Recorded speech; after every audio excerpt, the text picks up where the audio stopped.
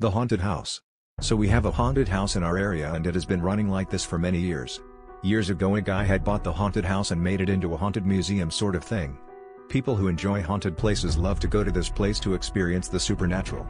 Apparently this house has a dark history full of murders and tragedy, and the souls from those people who had suffered in this house still roam around the house. They still shout out help and you can even hear it.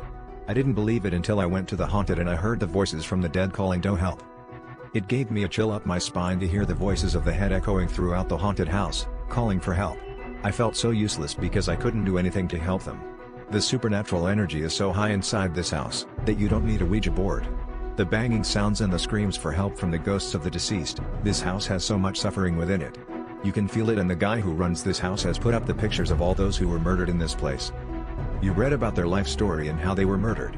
The first time I heard the calls for help from the ghosts, I was petrified. The guy who runs this haunted house reassures us that ghosts are harmless. It's legit and definitely not technology making the sounds. I work with technology behind media and I can tell if someone is using technology. The house is old and the guy has made some renovations all by himself when he bought it, to improve the looks of it. The sounds are real and not made by the use of technology.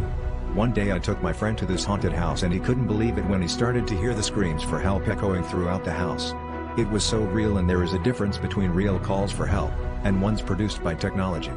The tapping sounds were real and we both felt so useless that we couldn't help them. Then as my friend rested upon a wall, the wall had opened. It was a secret room. This secret room had people tied up and they were screaming for help. Then we realized that the house isn't haunted. Then me and my friend were caught by the guy who runs this supposed haunted house and trapped us in one of his secret rooms. My friend and I are shouting for help, but the people who visit this house think it's the haunted ghosts asking for help, and banging on the walls.